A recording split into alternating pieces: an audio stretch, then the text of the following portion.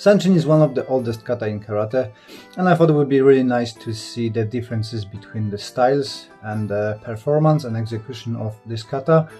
I personally do it from the Kyokushin lineage, so I get a lot of stick for doing it wrong.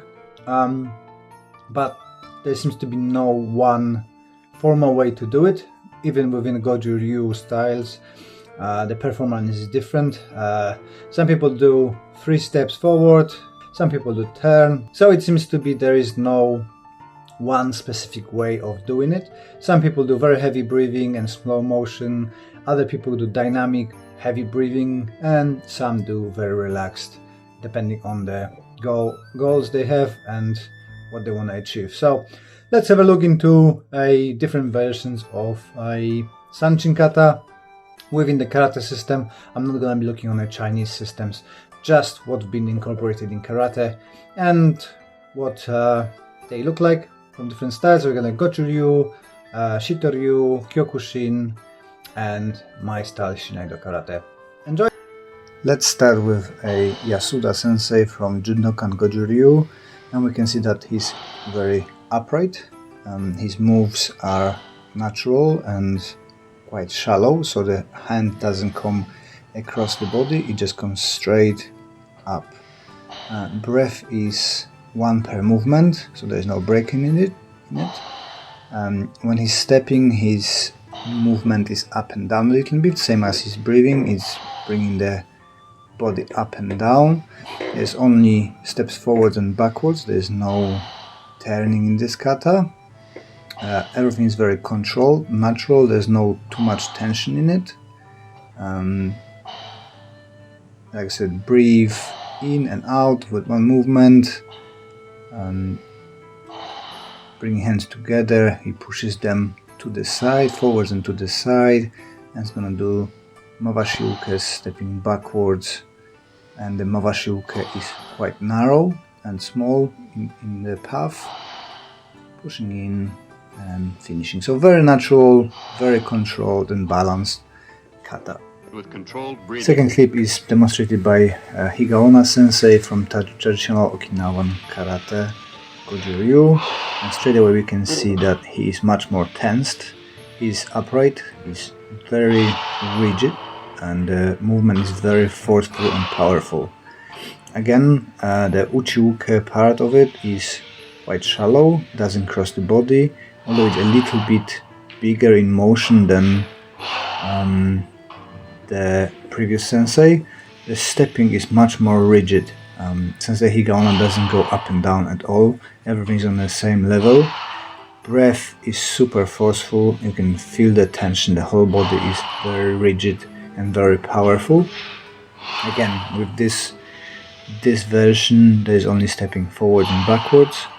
Movements are very controlled and very powerful. You can see that the sensei here is focusing on that isometric tension and going through the structure of the body, and everything is fixed in alignment, using hips a little bit. The double hand movement is much more narrow and more controlled and slower, and same with the mawashi ukes. The mawashi uke are quite narrow and tightly fitted. Stepping back, it's quite a rigid movement, and the hands are much more within the line of the body, which previous sensei go a little bit wider on those, and then nice finish. Very powerful kata, very much different than the Jundokan version. Here's got a completely different Sanchin with Gushi sensei from Pananganun or Uechi Ryu karate, and we can see that immediately that the tension is extreme. Sensei here is nearly leaning forward due to engagement of the abs. All the moves are fast and powerful. Breathing is quite shallow, so the idea behind it is that it never gets winded by strikes and punches. We have to do that in our style as well, doing the sparrings, and you can see that the movements are supernatural. There's introduction of turn and walking in the other direction, followed by another turn. Fists are open and there's a very long reach with those spearing hands. The double movements of the kata, so bringing hands back and forward, is like spears. Grab is after pull and thrust.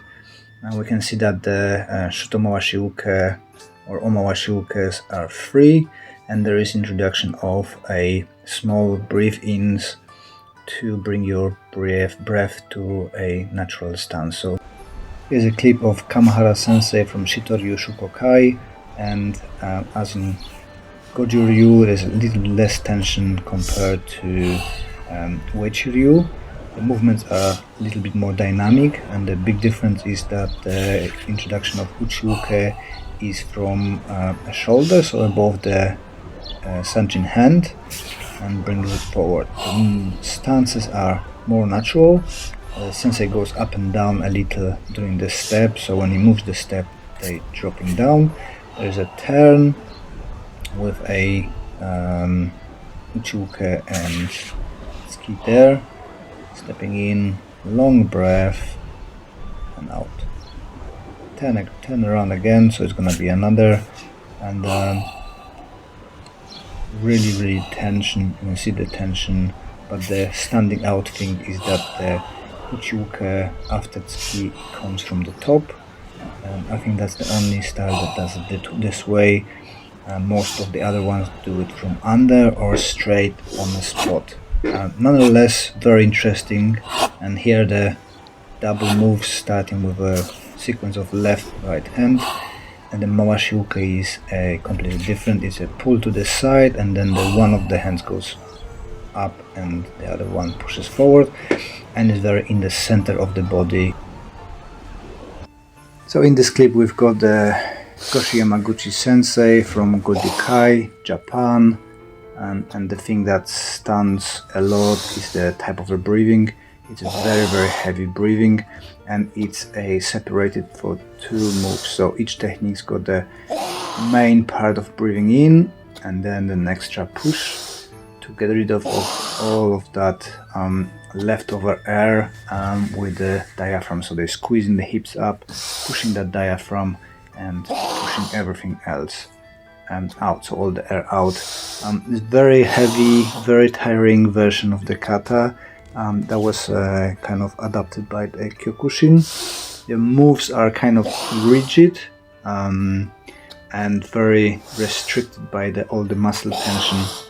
We can see that when Sensei moves, he adjusts that back foot to make it a bit more natural and easier, so the feet are not so inverted.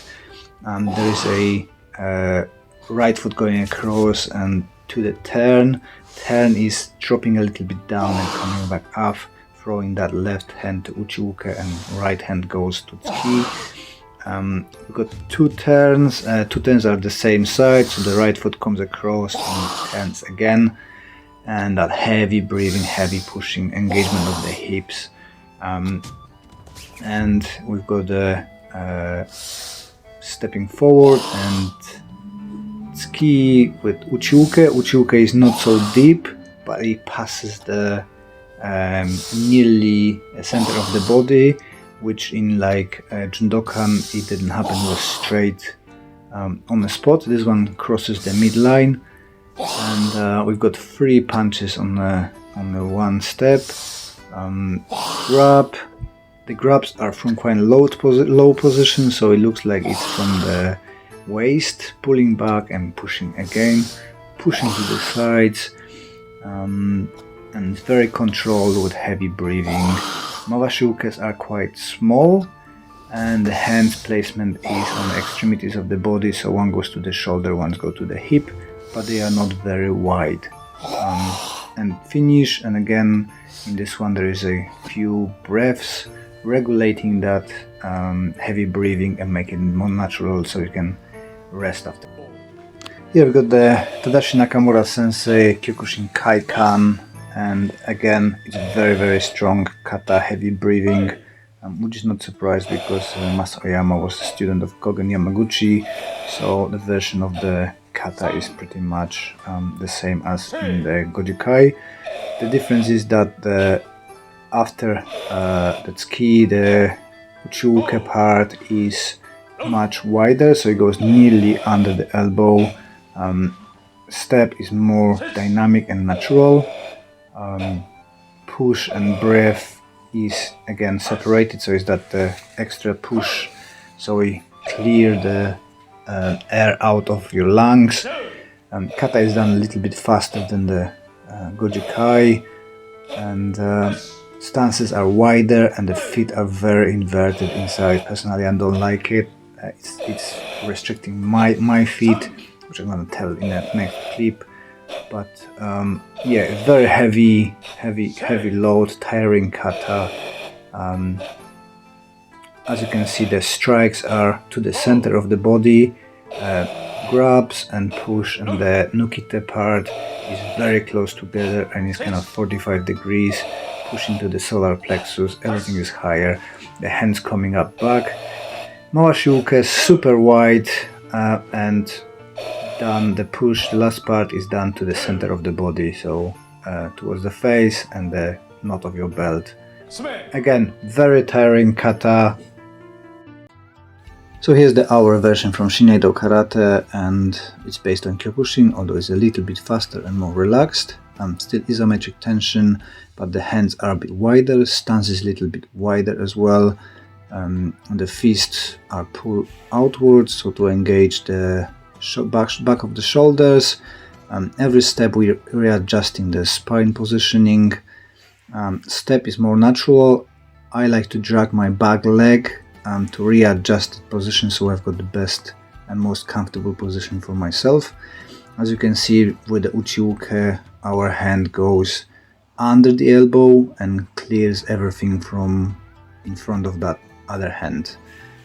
Other change done to it is that we do one extra step going back, so we can use both sides of the body to do the turn. So one is left hand, one is the right foot, so it's got more balanced kata for the students to learn turning both sides. When we do skis, they're going somewhat towards the center of the body. Elbows are pointed towards the downwards, so the movement is forceful but all aligned within our technical requirements. When we're doing the free pulls, we grab from the top, pull down and pushing outwards, so it's more combination of Kyokushin and Goju Ryu, and with that elbows going outwards and hands pushing down. Mawashi is done smoothly and somewhat wider. If you enjoy this content, consider give us a like. It helps growing the channel, and in the future I'm gonna do a couple more videos looking at the differences between karate styles and systems. It seems to be what people enjoy, and my previous video focusing on the different execution of the katas have a lot of views, so I suppose that's what you guys enjoy in it. So thanks for watching and see you next time.